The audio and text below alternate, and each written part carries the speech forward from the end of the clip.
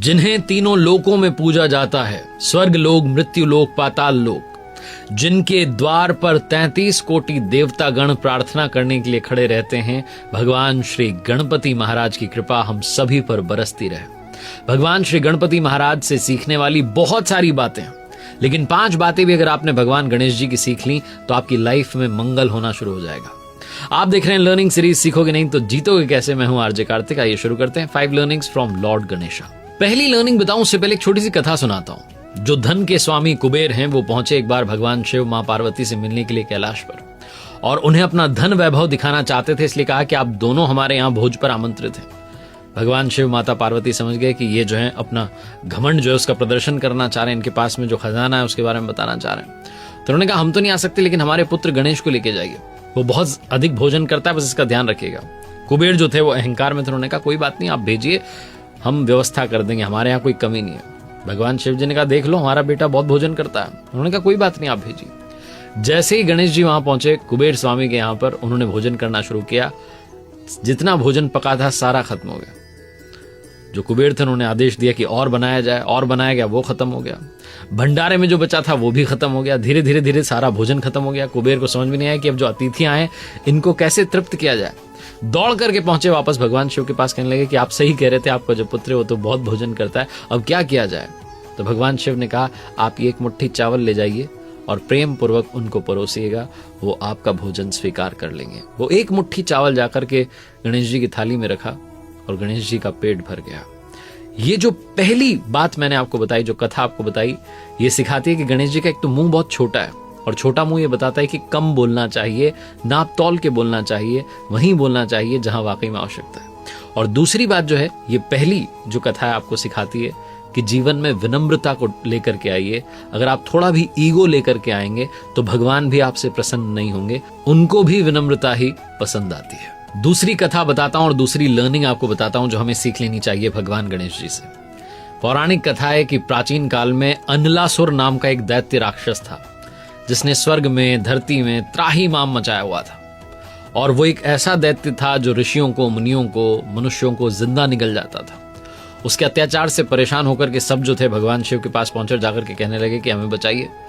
शिव जी ने कहा कि आपकी रक्षा और इस अनलासुर का जो वध है वो हमारा पुत्र गणेश ही कर सकता है। तो गणेश जी को जो है भेजा गया, और गणेश जी ने जैसे ही भगवान शिव ने आदेश दिया, भगवान गणेश जी पहुंचे और जाकर के सीधा अनलासुर को निगल लिया। कहते हैं कि उनके पेट में बहुत जलन होने लगी, और इस परेशानी से निपटने के लिए बहुत प्रकार के अलग अलग उपाय किए गए, लेकिन वो पेट की जलन शांत नहीं हुई। तब जो कश्यप ऋषि थे उन्होंने दूर्वा की 21 गांठें बना करके गणेश जी को खाने के लिए दी, और ये दूर्वा जब भगवान श्री गणेश जी ने ग्रहण की तब जाकर के उनके पेट की जलन शांत हुई। कहा जाता है कि तब से ही भगवान गणेश जी को दूर्वा जो है चढ़ाने की परंपरा शुरू हुई थी। तो दूसरी सीख ये कहती है कि बड़ा पेट होना चाहिए जो पचा ले, बातें पचा ले। कई लोगों के पेट में बात नहीं पचती, और इसी वजह से कई घरों में विवाद हो जाते हैं, कई दोस्तियां टूट जाती हैं, कई रिश्ते बिखर जाते हैं। बात को अपने पास ही रखना हमें सीखना चाहिए, जो कि भगवान श्री गणेश का जो बड़ा पेट है वो हमें सिखाता है कि पचाना भी चीजों को, बातों को आना चाहिए। तीसरी जो बड़ी बात सीखने को मिलती है वो ये है कि बड़े कान जो भगवान गणेश जी के हैं वो हमें सिखाते हैं बहुत ध्यान से सुनना चाहिए। जो ध्यान से नहीं सुनते हैं नुकसान उनका हो जाता है। एक बड़ी प्राचीन कथा है, एक गांव में वृद्ध महिला रहती थी। वो जो माता जी थी वो भगवान गणेश जी की बहुत बड़ी भक्त थी। उनके एक बेटा था, बहू थी घर में, और भगवान की बहुत भक्ति की, तो भगवान प्रसन्न हो गए और दर्शन दिए और कहा कि माता जी मांगिए, आप क्या मांगना चाहती हैं। तो माता जी ने कहा मुझसे तो मांगा नहीं जाता, मैं और क्या मांगू, आप आ गए। तो भगवान जी ने कहा नहीं, आप अपने बेटे बहू से पूछ लो। तो जो माता जी थी अपने बेटे के पास गई कि भगवान गणेश जी आए और कह रहे हैं कि मांग लो, बता मैं क्या मांगू। तो बेटे ने कहा माँ तुम तो बहुत सारा धन मांग लो। बहू के पास गई तो उन्होंने कहा बहुत सारे जो है सोने चांदी के आभूषण मांग लो। तो माता जी को लगा कि तो सब अपने अपने मतलब की बात कर रहे हैं। तो पड़ोसी के पास गई, पड़ोसन जो थी उनसे पूछा। पड़ोसनों ने कहा कि आप एक काम करो, आप थोड़े दिन ही जियोगी, थोड़ा पैसा मांग लो, नाती मांग लो, अपनी आंखों की रोशनी मांग लो, जिससे कि आपका जीवन आराम से कट जाए, और थोड़ी सी उम्र मांग लो। तो माता जी ने कहा भगवान गणेश जी से कि अगर आप वाकई में प्रसन्न हो गए और आप मुझे वरदान ही देना चाहते हैं तो आप मुझे 9 करोड़ की माया दें, निरोगी काया दें, अमर सुहाग दें, आंखों की रोशनी दें, नाती दें, पोता दें, और सारे परिवार को सुख दें, और अंत में मुझे मोक्ष दें। तो भगवान गणेश जी ने कहा कि आपने तो मुझे ठग लिया, आपने इतना कुछ मांग लिया, लेकिन फिर भी जो आपने मांगा है, आपको मैंने वचन दिया था आपको सब कुछ मिलेगा। और ये कहकर के वो अंतर ध्यान हो गए।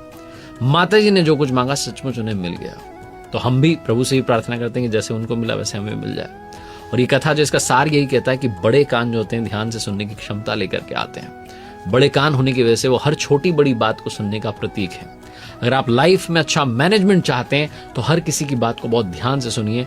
ये सिर्फ और सिर्फ तब पॉसिबल है जब आप उसी मोमेंट में, उसी लम्हे में रहें। कई बार हम लोगों के साथ बैठे होते हैं लेकिन हमारा ध्यान उस जगह पर नहीं होता। कई सारी बातें हमें सुनाई ही नहीं देती क्योंकि हमारा मन कहीं और भाग रहा होता है। इसलिए ध्यान से सुनना शुरू कीजिए। चौथी कथा आपको सुनाता हूं। एक बार गणपति महाराज जो है अपने मुनि पुत्रों के साथ में पाराशर ऋषि के आश्रम में खेल रहे थे और वहां पर तब कुछ नाग कन्याएं आ गई और उनसे कहने लगी कि आप हमारे लोक में भी चलिए, पाताल लोक में। तो बहुत आग्रह किया तो गणपति जी उनके साथ में चले गए। और जब नाग लोक में पहुंचे तो नाग कन्याओं ने हर तरीके से उनका आदर सत्कार किया। तभी जो नागराज थे वासुकी, उन्होंने गणेश जी को देखा और देखा कि भाई ये जो मनुष्य है इसका जो सिर है ये हाथी का है। और वो उपहास उड़ाने लगे, मजाक उड़ाने लगे और उनके रूप का अलग अलग तरीके से वर्णन करने लगे। भगवान गणेश जी को क्रोध आ गया। उन्होंने वासुकी के फन पर पैर रख दिया, मुकुट को भी खुद पहन लिया। वासुकी की जो दुर्दशा हुई इसका समाचार सुनकर के उनके जो बड़े भाई थे शेषनाग वो आ गए। उन्होंने तेज आवाज में कहा कि किसने मेरे भाई के साथ में ऐसा दुर्व्यवहार किया है। जैसे ही उन्होंने गणेश जी को देखा तो तुरंत पहचान लिया, उनका अभिवादन किया और उन्हें उस नाग लोक यानी कि पाताल लोक का राजा घोषित कर दिया। कहा जाता है कि ये जो कथा है तब से ही पाताल के भी स्वामी गणपति जी बन गए। ये कहानी, ये जो कथा है ये सिखाती है कि छोटी आंख जो होती है वो पैनी नजर आपको रखने में मदद देती है। भगवान गणेश जी की आंखें शरीर की तुलना में बहुत छोटी हैं और ये आपको समझाती और सिखाती हैं कि हमारी जो आंखें हैं वो हमारी दूरदर्शिता का सिंबल है। फ्यूचरिस्टिक अप्रोच होनी चाहिए। शरीर में बहुत छोटी सी होती हैं आंखें इतने बड़े शरीर में, लेकिन वो आंखें आपकी दुनिया बदल सकती हैं, आपकी दुनिया में बहुत सारा चेंज ला सकती हैं, बशर्ते आप उन आंखों में वो नजर डेवलप करें जो आपके लिए अच्छा भविष्य, सुंदर भविष्य देखती है। और अंतिम लर्निंग जो है वो ये कहती है कि अगर आपके पास में ज्ञान है तो उसका सही इस्तेमाल करना आना चाहिए। बहुत सारे लोग इस दुनिया में ज्ञानी तो होते हैं लेकिन अपने ज्ञान का सही जगह पर प्रयोग नहीं कर पाते और बहुत पीछे रह जाते हैं। एक कथा कहती है कि भगवान शिव के मन में एक बार बड़े यज्ञ के अनुष्ठान का विचार आया। उन्होंने तैयारियां शुरू करवा दी और तब जो है उस यज्ञ में सबसे बड़ा काम था कि सारे देवताओं को आमंत्रित किया जाए। आमंत्रण भेजने के लिए पात्र व्यक्ति का चुनाव किया जाए जो कि समय रहते सभी लोकों में जाए और सबको जो है आमंत्रण देकर के लौट आए। अब किसको ये काम दिया जाए? तो भगवान शिव जी को ये भी डर था कि कहीं जल्दबाजी में ऐसा ना हो कि देवताओं को बुरा लगे कि बहुत जल्दी जल्दी जो है आमंत्रण देके चला गया। तो उन्होंने काम जो था अपने पुत्र गणेश जी को सौंपा कि आप जाइए और सबको आमंत्रित कीजिए। अब गणेश जी ने सोचा कि जो मेरा वाहन है चूहा वो तो बड़ा छोटा है, ऐसे अगर मैं गया तो पता नहीं कितने दिन लग जाएंगे, वर्ष बीत जाएंगे। तो फिर उन्होंने अपने मस्तिष्क का प्रयोग किया, अपने ज्ञान का प्रयोग किया। उन्होंने कहा बहुत आसान है, काम करते हैं, सारे देवताओं को यज्ञ में शामिल होने का आमंत्रण ही देना है। तो सारे देवताओं का वास भगवान शिव में ही है, क्यों ना उनको प्रसन्न किया जाए। तो सारे देवता प्रसन्न हो जाएंगे और यहाँ पधार जाएंगे।